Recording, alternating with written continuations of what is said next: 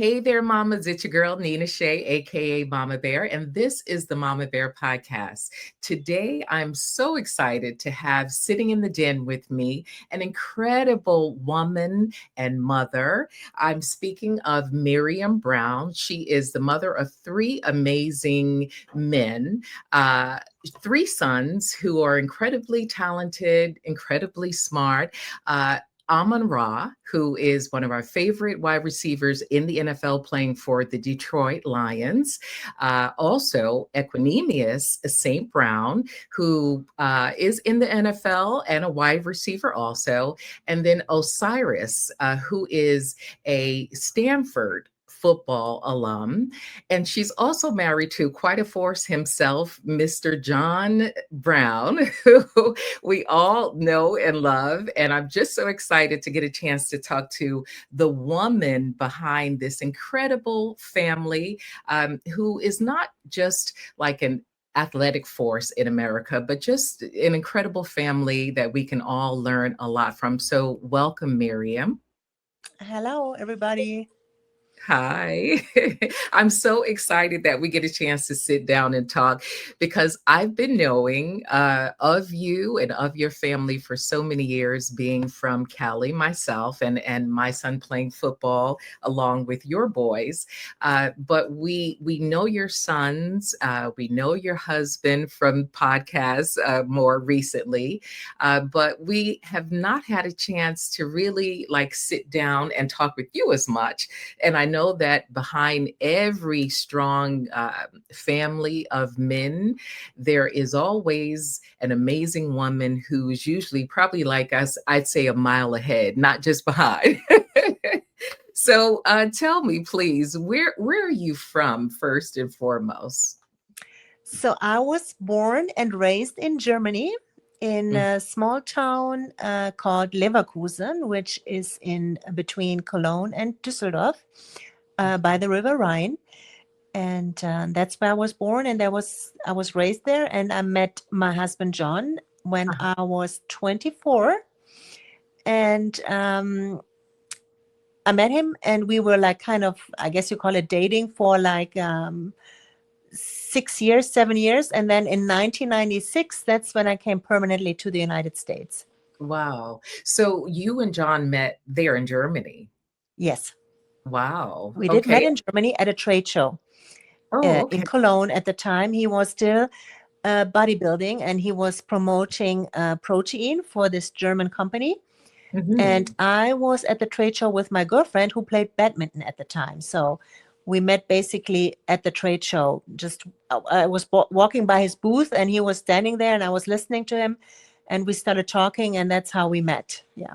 Okay. And so was it attraction like immediately, or did that come after you got to know each other for a little while?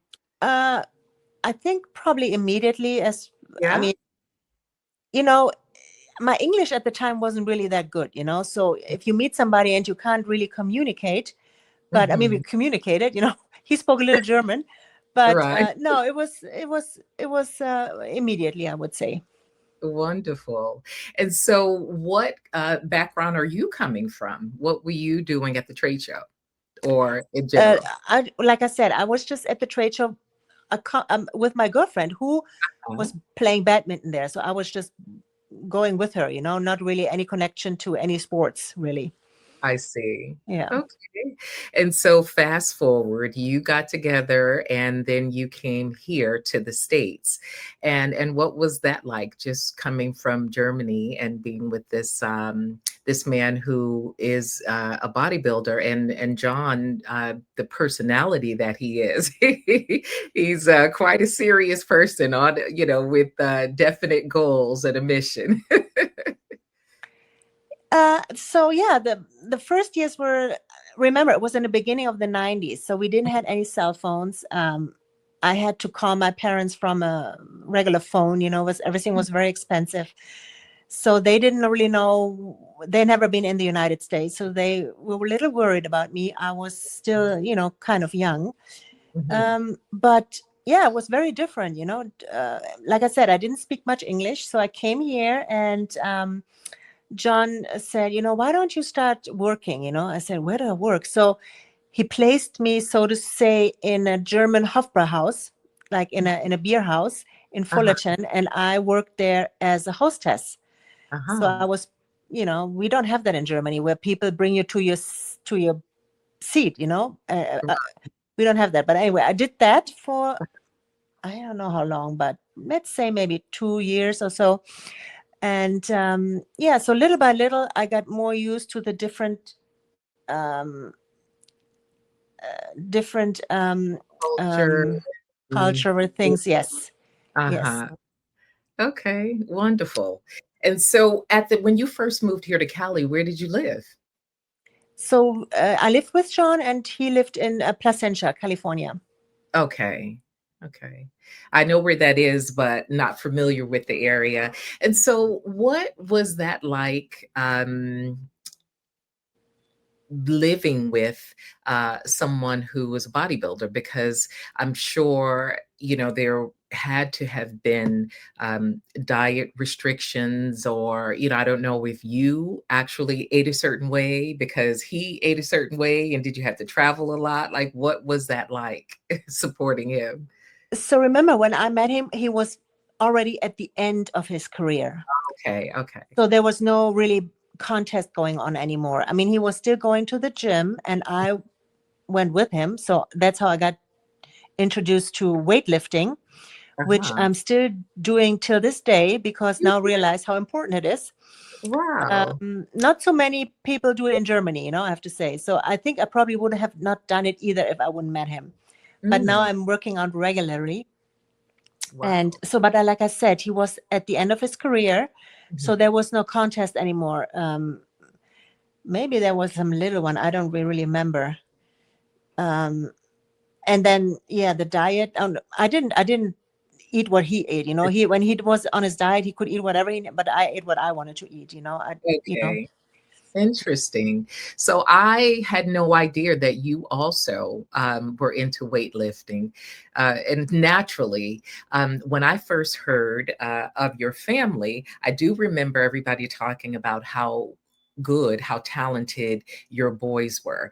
And they also spoke about how they were in the garage working out, like lifting weights as young as 5. Is that true?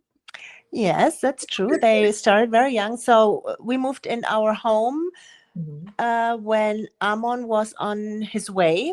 So Mhm. basically, we had a home then, and in the garage, Uh-huh. John put some old weights, and he started working out with them when they were really young. Yes, in the Wow. garage. Wow. Yeah. So you have to tell me, how did that work with you? I mean, because at 5, they're just kind of, getting into what, like preschool and kindergarten and all of that. What was that like to have 3 boys who were pretty young, out there lifting weights? Were you ever kind of fearful of that? No, Yeah. absolutely not. I was never really fearful of that. We came home. At the time they went to a French school, so they were gone all day. When they came home, I don't really recall if it was even every day. Maybe let's say every other day. John Mhm, said, let's go in the garage, and I had my piece in the kitchen at the time, and they were in the mhm, garage working out. But I never mhm. really was worried, if it's too much, or because they never complained either. They never complained. They never got hurt, so there Uh-huh. was nothing to worry about. So Right. yeah, people ask me that all the time, but I never was really worried. And I Maybe also Mhm, because I'm from Germany, and the way I grew up, we're not really afraid. Like when I was together with my American friends and their kids, they mhm. were worried about everything. Don't let them climb on the tree. Don't, I mean, I let them do everything. They could climb trees, they could climb on my house if they wanted. I wasn't really worried.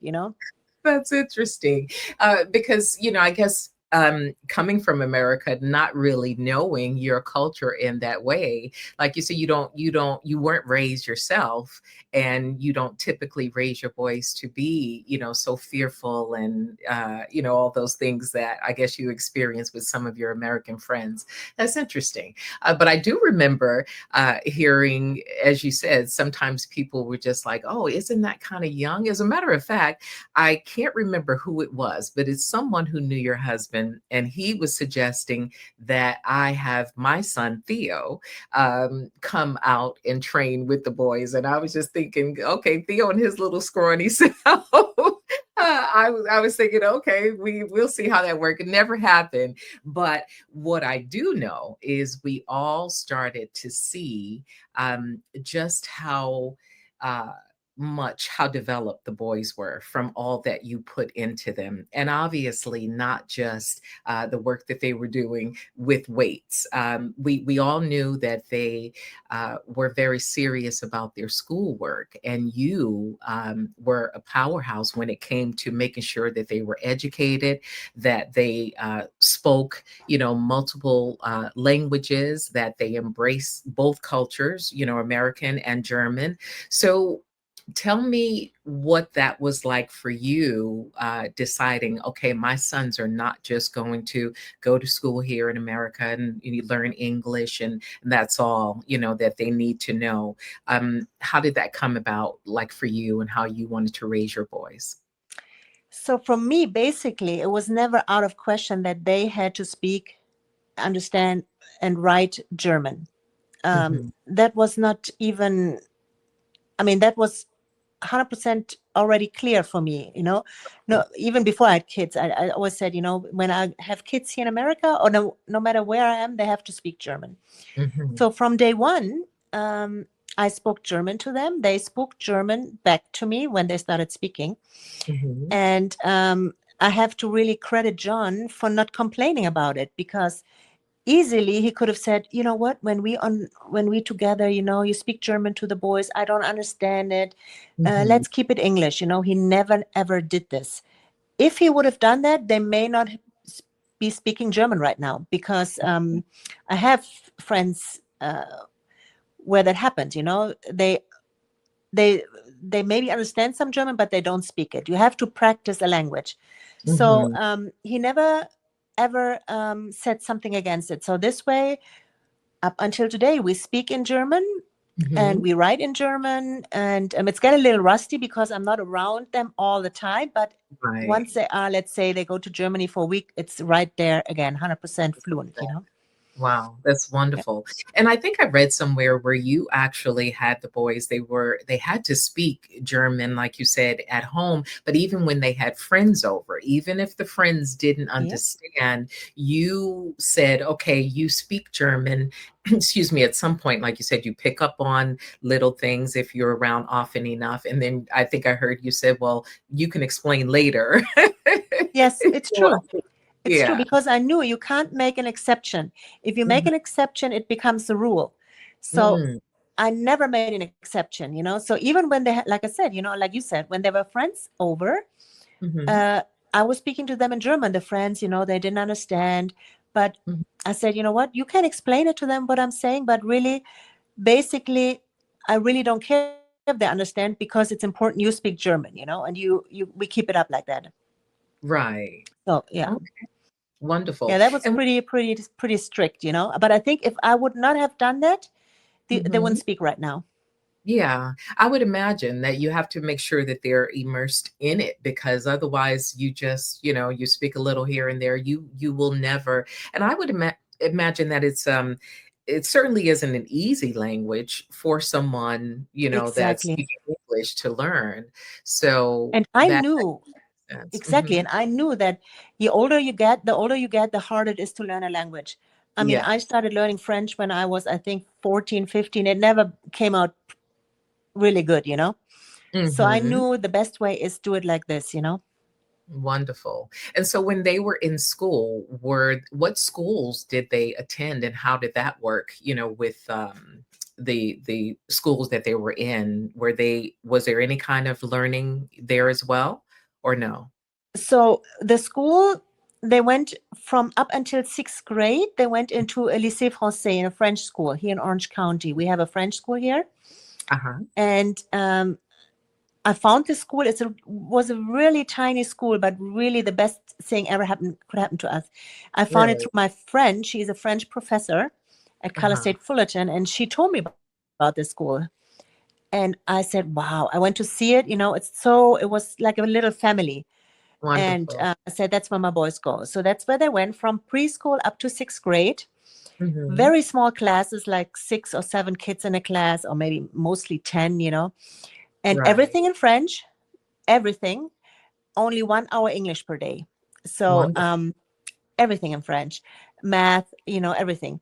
So it was perfect. So they really learn French through that as well. Even though now they say, "Oh, we don't speak it anymore," but I know it's there. So Right. I say, let's go to France and stay there for a week. It comes back. Interesting. I Yeah. was going to ask you if they still speak French to this day. They say no, but Uh, I know it's there.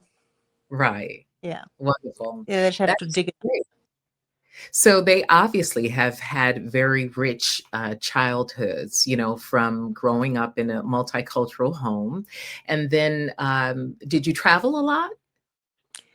Uh, we traveled a lot. Mhm, Yes, we traveled first mhm. of all before football became really, really, how do I say it? Really like intensive. We traveled twice a year to Germany and Uh-huh. stayed there for a long, long time in the summer. And then here in the United States, we did little trips too. Mostly uh, cruises. My husband likes cruises, so we do cruises. Uh, Okay. but yeah, Okay. they traveled. They Very traveled with me. Yes, Yeah. mostly though to Germany, I would say. Okay. And so did you ever think to have a daughter? Did you try for a daughter or did you have three sons and that was pretty much it? Or Yeah. So we didn't know with Equanimeous what it's gonna be, and it was a boy. Okay. Second one we knew, and yeah. third one I said, okay, let's be a surprise again, Okay. and hoping for a girl, but sure enough, it was Amon-Ra. Who, and then I said, that's it. I mean, no more. It's enough. I know it's a lot. Yeah. I have one. Yeah. So I can only imagine having three. Yeah. Now I have a granddaughter, which is the best. Oh, how Yeah. wonderful. Yeah, that is so beautiful. What's her name? Cleopatra. Cleopatra. Oh my goodness. I love that name. I've Yes. never heard of anyone named Cleopatra. How Yes. old is she? She's 5. Aw, how beautiful. Yes. That is wonderful. So how are you with your granddaughter? How is John with your granddaughter? Is he just, like, the sucker for Yes. everything? Of course, she gets everything she wants, I love um, which my boys didn't, but it doesn't matter. Now she gets everything she wants. Yes, that's And the way it is. yes, it's I it's love it's a blessing. Yes. Okay. Absolutely. That is amazing. So, I think about um it's funny when you mention just being intentional about certain things when it came to education and when it came to John training the boys weightlifting and getting them ready for football and such. And I think I heard from Veronica. She asked me, she said, do you know how uh Miriam and John met, or like what made him really say, okay, you know what, she's the one for me. Like I can marry her and have children with her. What does John say about, like, what it was about you that said, okay, yeah, I'm gonna marry this woman? Okay, you have to ask him. He has the Okay. right answer for that. But almost, it never happened that we got married because um, I don't know. Like I said, we met like in the early 90s, late 80s. So I was Mhm. traveling the first 6 years. We weren't married. I was traveling between United States and Germany. So Uh-huh. I was, and the tourist visa is 3 months. I Okay. stayed. always 6 months. So I, on a regular base, overstayed my tourist visa, but really nobody cared. But Mm. it was New Year's Eve 1995 when I Mhm. was flew with my girlfriend Stephanie from Frankfurt to LA to Okay. celebrate New Year's Eve with John. They swiped my passport at immigration and they Mhm. saw that I overstayed my visa. And I mean, people complain how strict they are, but they were strict then too. They put me Really? in custody, so to speak, and Wow. said that I have to go with the next plane back to Germany. And I don't even know if I could have come back. So, Wow. but here we go. My friend Stephanie told John, because he Mhm. was waiting outside for us, that they don't let me in, that I have to go back. And because of John, he's so determined. He managed to persuade those two security officers who patrol the immigration area that he Mhm. had to go down to save me and to, I Wow. mean, to save me, but he had to go Right. down there. And finally, one guy said, okay, let's go. So he came down to this area where I was basically sitting with this immigration officer who took all my information. And he Mhm. was saying, there were a lot of other immigration officers sitting around. He was pointing at me and saying, this over there is my girlfriend. Uh-huh. And if you don't let her in the country right now, I'm going to marry her right now here. And they were all, yeah, clapping. And the really mean immigration officer, she said, Mhm. okay, I let her go one more time, but you better marry her because next time she's going to have a problem. So Okay. if he wouldn't be that determined, you know, uh, Wow. the boys would never be here, I think. That's interesting. Mm-hmm. Well, when he speaks of choosing a wife, he often speaks sometimes even in the world of athletics. Mm-hmm.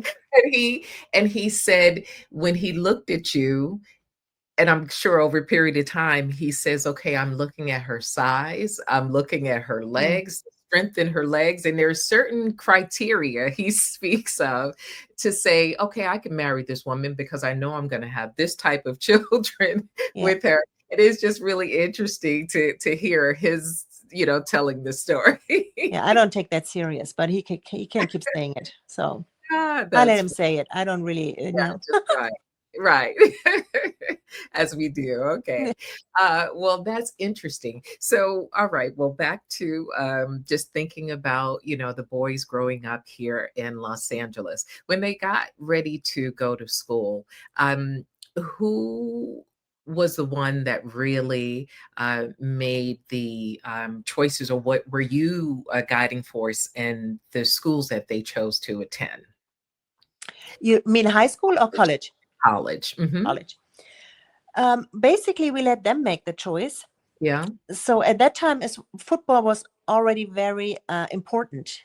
Yes. And I have to say, I really didn't know. I never heard of Notre Dame before, the Mhm, College of Notre Dame. I never heard about it, mhm. as I have never heard about any really other college except of Stanford and Harvard. So Right. German people really don't know. I mean, maybe now they know USC, but really, you hear only Stanford, Harvard, those kind Yeah. of colleges. But I was told, okay, they are good schools, but they're bad in football. So Mm, I said, okay, I really don't know. You make a decision where you want to go. mhm, And so the boys made their decision. And it turned out to be they all three went to a different college. mhm, Um, and so Notre Dame, good in college, I mean, good in academics and good in football. mhm, Stanford, good in academics and football, so, and USC, good in both. So, mhm. yes, but they made the choice. I really, I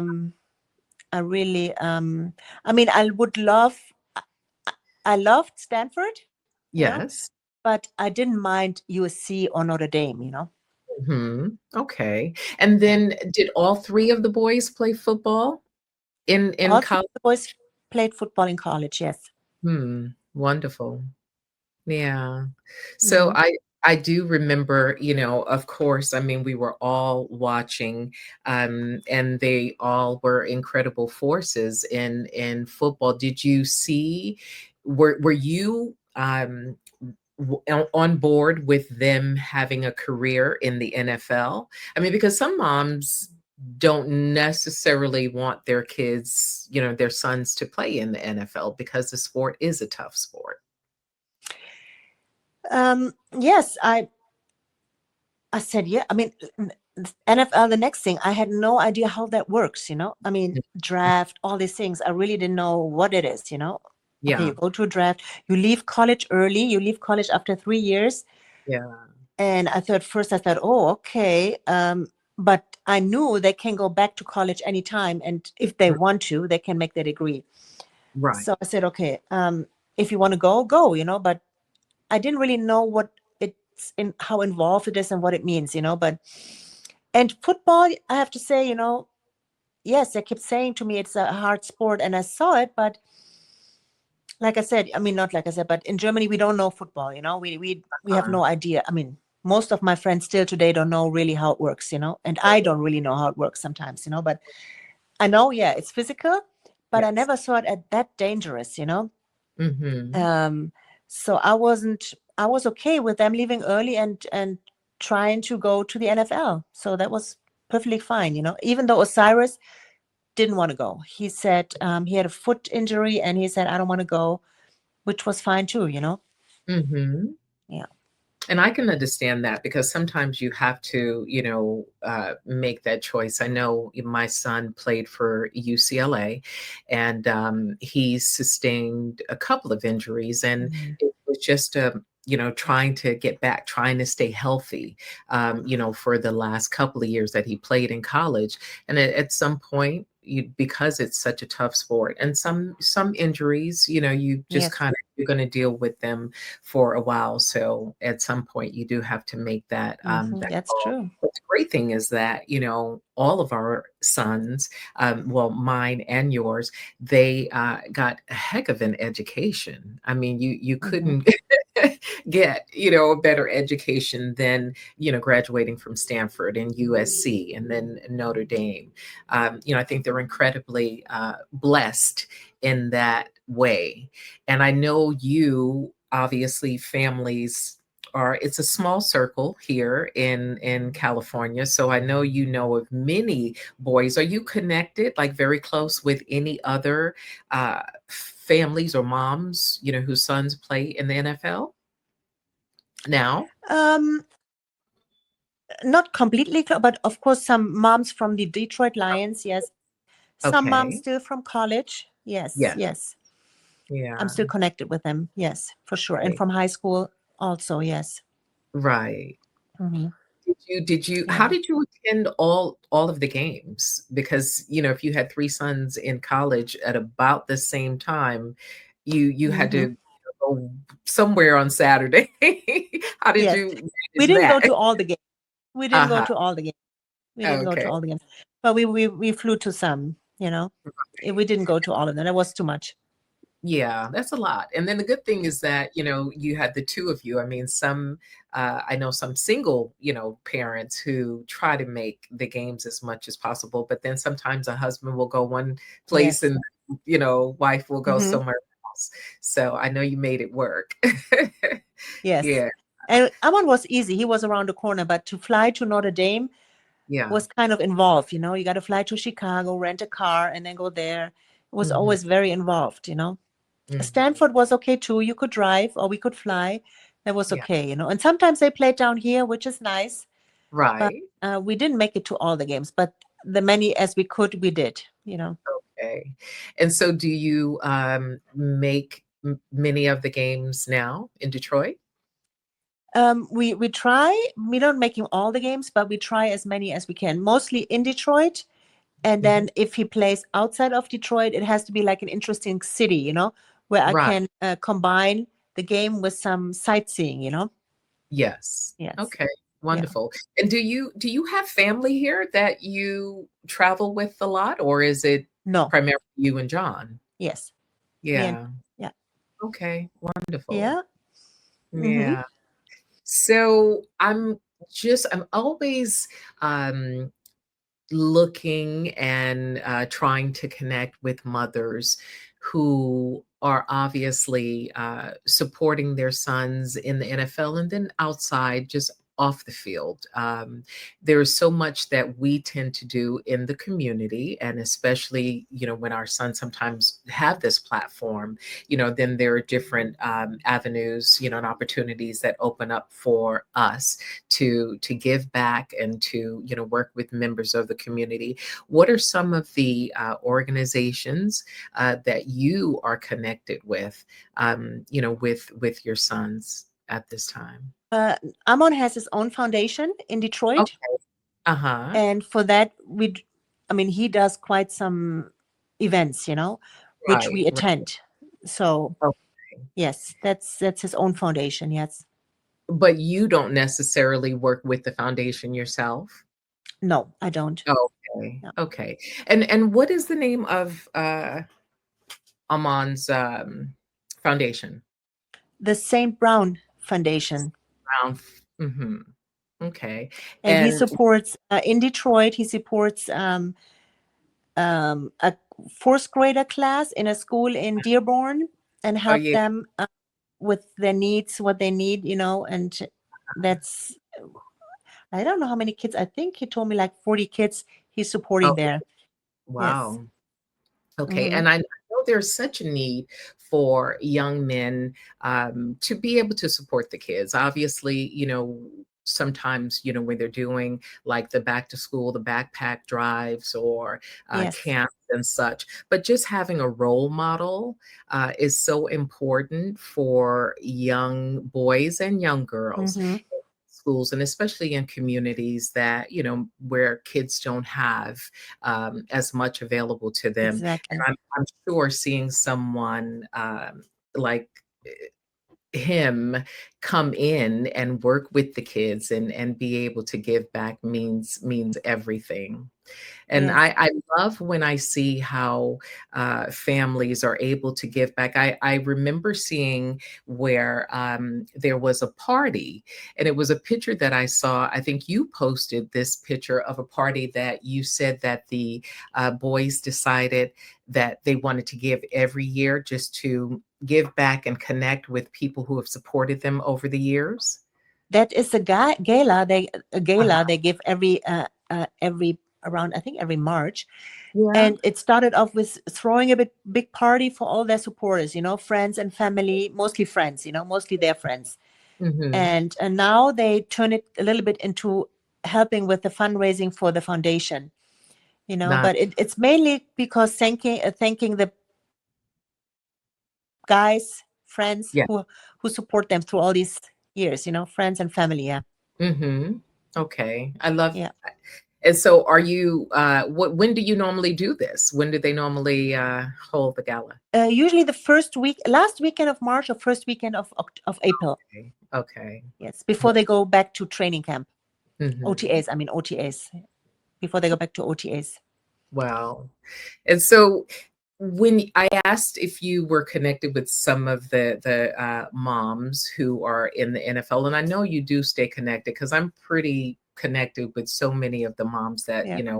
Theo played with, even in Pop Warner.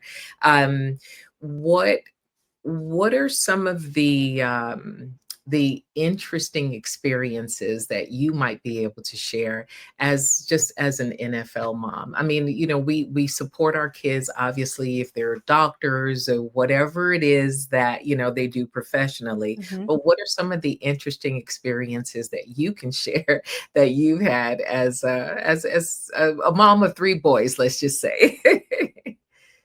Um, it's nothing spectacular happens, I mean, I go to the games, I watch it, and but there's nothing really spectacular happen, Uh-huh. really, nothing that I can recall. Think of right now. No, nothing that I recall. Okay. Well, I know you have to be extremely proud of your son. Uh, let's see, Amon being chosen to be featured on in what is it, wide receivers? Yeah, Uh, on the on Netflix series. Yes. Yes, that was quite out of Yeah. all the wide receivers, that was amazing. We all were very proud to see that. Hmm. Yes. So what did you think when he let you know that he had been chosen and he was going to be featured on the show? I mean, that was pretty cool. Yeah. I thought, you know, and Yeah. actually he did the same thing, but Hmm. the German version for the German TV Oh, the day really? before. Yeah, they Wow. came like 4 times. They came out here and shoot here and in between, you know. So that he had like a documentary about his life in Germany going on, Interesting. which is Wow. pretty nice too. And then Netflix came, and that was it's really nice, you know. Yeah. So mostly was him, you know, but I think John and me, more John, but we also were a couple of times in there, you know. But it's nice to feature him, you know. Absolutely. It's nice to see. It's nice to see. Yeah. Yeah. It, And they it's had a great season this year. I mean, that year when they filmed it. uh-huh. So that was perfect, Yeah. perfect, and nice for us to have us as a memory, you know. Absolutely. And all of your work in making sure that they got the best education and making sure that they were exposed to all the things that they've, been exposed to. And, all that John poured into them, as far as, the athletic side is paying off obviously very, very well. So that's really good to see. And it makes us all proud. Like I said, when you know these kids and you would see them from little boys all the way to being, grown men who are flourishing. It's always Exactly. wonderful to see. And Yes. I really have caught some of the episodes of them on the podcast, and they are they are a hoot. And I think John, he's just like the funniest, most entertaining of them He all. is. He is. And he's starting his own podcast now. I mean, he did it Yeah. before, but he's gonna revamp it now. Right. I love it. I love Yeah. it. When he was on, because I sent you the link of the opportunity that I had to speak with him when Theo was playing in Utah with Veronica's son. Yes. Uh, it was just very interesting because I was thinking of how can we just provide some really valuable information for sports moms out there, and had John on, and he was just it was such a treat. And to this day I think that's probably the most watched episode Yes. of the Yes. Mama Bear podcast, because he was just so straightforward talking to you know talking to our audience about the fact that you really have to be very serious. You got to make smart decisions. And he talked about the volume. That's something that has stuck with me. With everything, you can apply that to everything. He says it's about the volume. If this guy is over there catching 200 balls in one training session, then you need to be doing 210. Yeah. And so he was just saying that that is the premise. That's how he has taught the boys, all these years. And, that's just how he attacks everything. You always have to Yes. do more. So the volume Yes. that you do is what you're going to get back out of it. Yes. So I appreciated that. And, he was just talking about selecting schools. As you said, you're looking at a school and it depends on what you want to accomplish. If you really Yes. want to um, be one of the best players out there, and if you think you want to have a future in the NFL, you have to put yourself in a place where you're going to be developed and you're going to get the opportunity to be that, Yeah. because you don't want to go to the wrong schools. And when I say wrong schools, meaning like he spoke about, if you're a wide receiver and you're going to a school where they primarily, like, the coach likes to run the ball and he's not going to use your Yes. son in a certain way, then yes, education is one thing and that should be priority. But if your goal is to be in the NFL, then you need to be somewhere where you're going to get the opportunity for your position. And Exactly. so that meant everything. And you see now where kids are, like, the transfer portal is Mm-hmm. season, where it wasn't before. When our Yes. boys are in school, it just kind of started happening right at the end of Theo's school years. But now you do see kids that are moving about and looking for the perfect home. And sometimes there isn't a perfect home, but you really do have to be smart about the decisions that you're making. Yes. That's Yeah. for sure.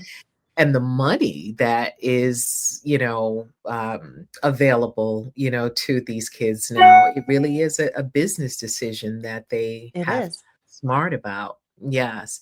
Have you worked with the family or with your sons in any way on the financial side? Did you ever kind of did you have were you ever managing or at least just kind of guiding their careers in any way, or did you kind of leave that? No, I mean, they have he has like well, he has a finance guy, even though John and me too, Mhm. we kind of guided, yeah, we guided them, you Yeah. know, into like buying real estate, doing Mhm. this and that, and they did.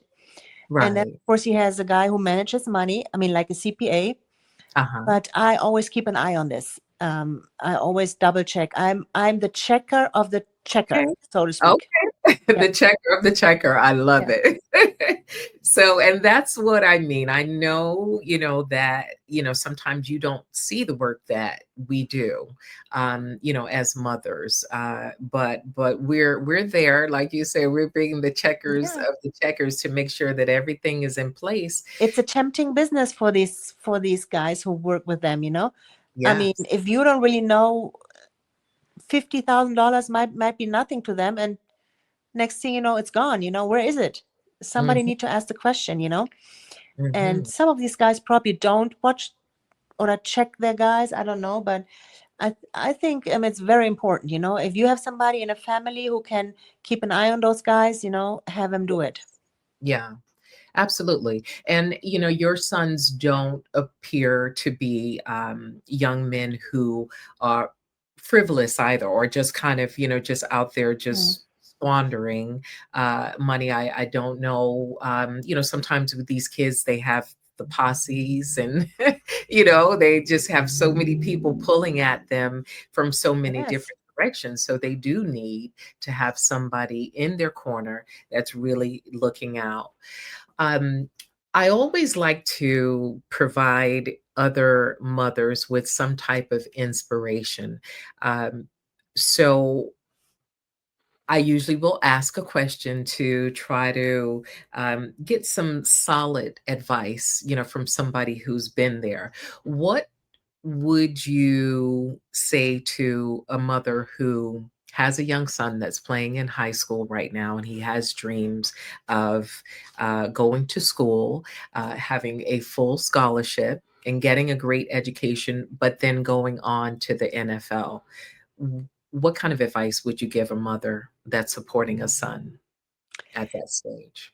I would say the same thing. Probably John would say the same thing. Yes, he probably get offers from colleges. I don't know which one, but take a look at the college. You know, what position is he? Is that a good fit? You know, if you understand football, just take a little look in this school. You know, and how do you think? Do they really want him? You know, try to map out if he can play. You know, and if he get used to the maximum as you need it to be seen from the NFL scouts. I Hmm. think that's very important. You know, Hmm. which we didn't really know in the beginning. But yeah, so kind of like keep an eye. If you understand football, Yes. uh, try to map it out for him a little bit, and guide him a little bit in that direction. You know. Okay. And as far as the players are concerned, what are some of the things that you have learned from your sons that they maybe wish that they knew? Because I know, we can ask them and they're the ones that are going to, really say what their experience has been. But I know, like my son, he's learned lessons, throughout like high school, college. And there are some things that, he might say, oh, I might have done that, a little differently, or I see now, what's important. Have there been any of those lessons that you have discussed with the boys? No, it comes back to the same thing. You know, I know. I remember John was telling Amon, "You need to go because USC at the time had I forgot the coach's name. Clayton. No, Yes. Helton. Helton. Help. Yes, yes. Mhm.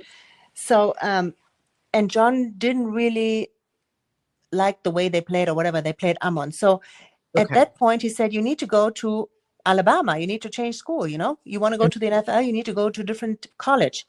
But Mm-hmm. Amon, we mentioned that or he mentioned it to Amon, but Amon wanted to stay at USC. So at the end of the day, it was his decision. If it Right. would be John's decision, he would have left the school and went to Alabama.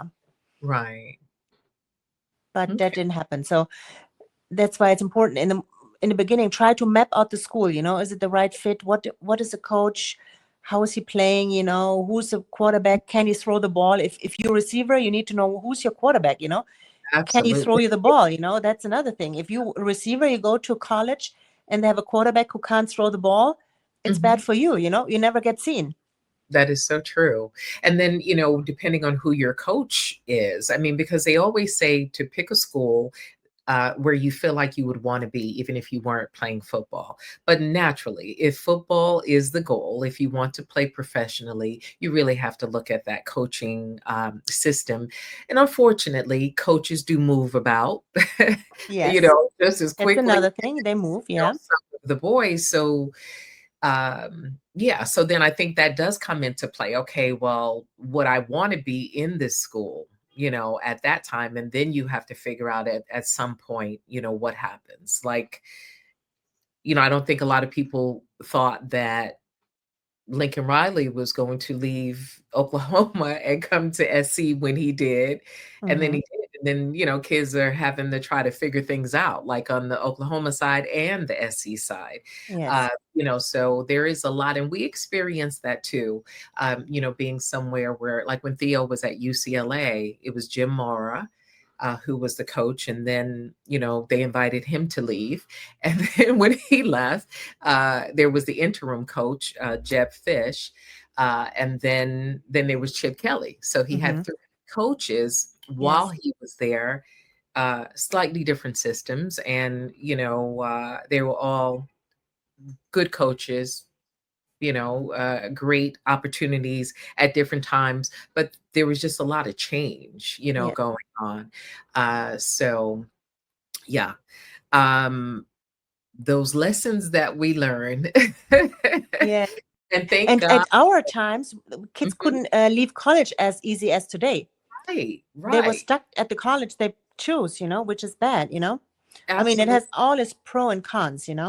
Yes, because just at the end, I think Theo's third year, then the transfer portal opened up, and he actually did transfer. He received his degree, but he transferred out to Oklahoma, and that was just when the portal was opening up, so that you can actually jump in, and then you didn't have to sit out. Yeah. And then the kids were not making money. Mm-hmm. Like they're making now. And it's funny because we had talked about that for so long, that we felt that there should be some earning capability, there should be a trust or something set up Mm-hmm. for the boys, and especially those that get injured, and they're Mm-hmm. living with this for the rest of their lives, or What the ones position was Theo again? was a wide Oh, receiver yeah. at UCLA. And so he was one of the top receivers in Southern California and, in the nation in his class, in the 2016 class. And he had a scholarship offer from SC, and it was, first he thought he wanted to go to Oregon, and then he said, okay, well, he wanted to stay here in Cali. And then it was between SC and UCLA.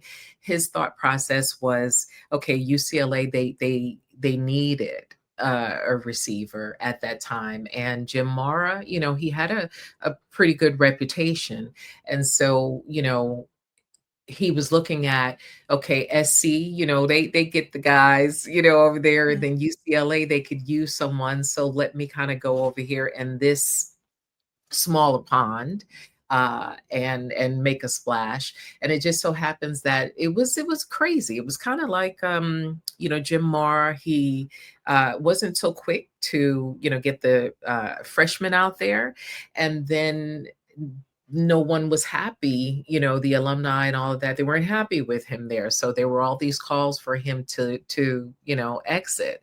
So yeah, the boys do get caught up sometimes in Yeah. all that other stuff, unfortunately.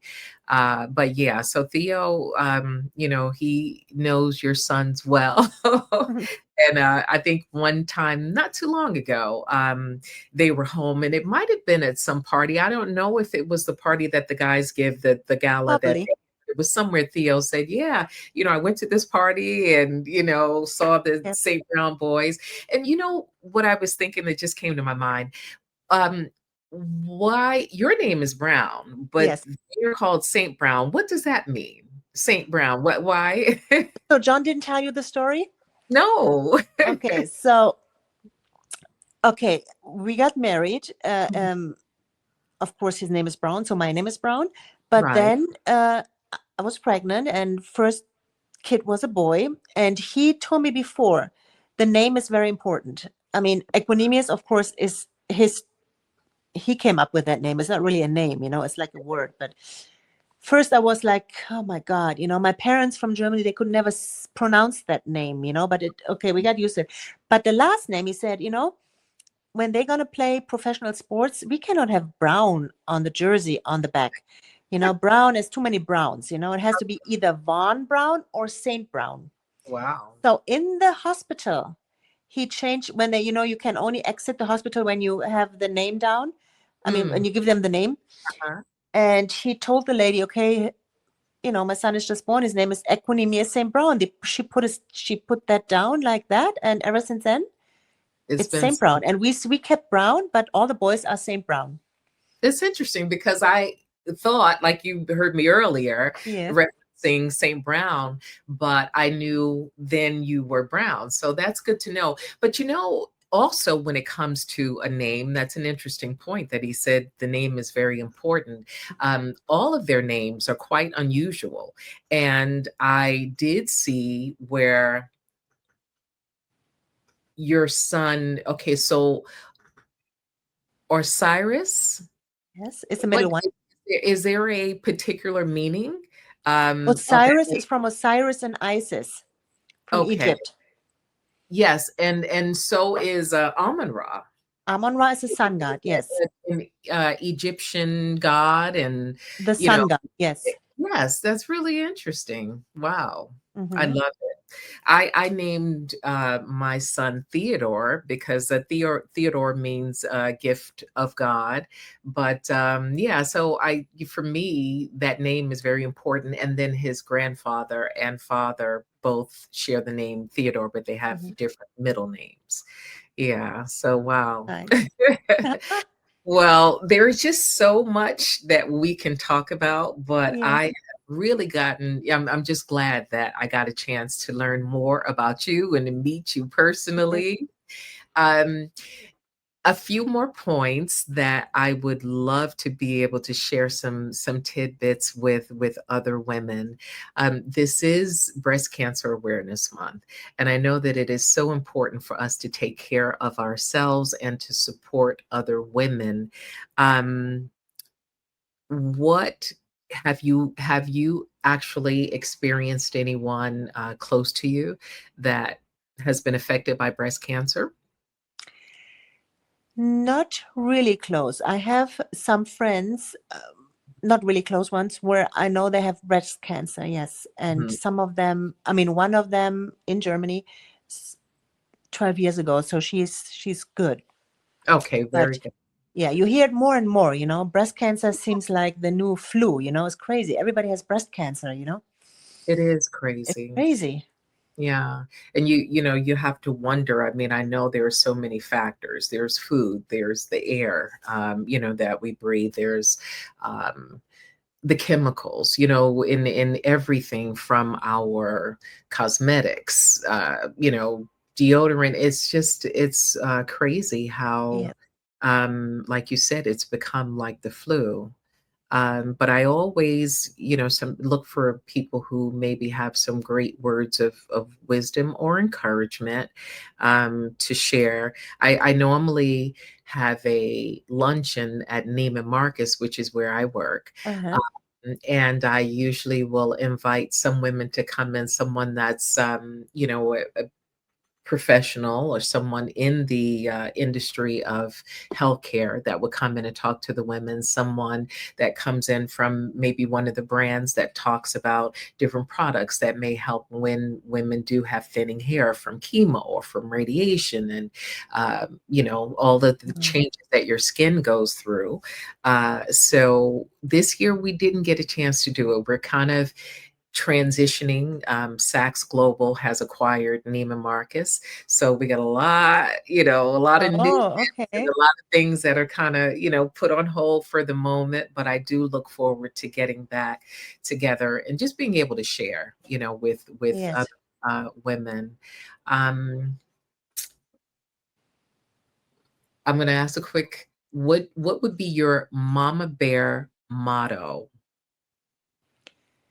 What's that mean? Like, So your mama bear model, like what is the one thing as a mama bear, which I call everybody a mama bear because like you said, we protect, we look out, we take care of our kids and families. What would be your thing to leave with people? Like what's the most important thing to you as a mother, as a mama bear?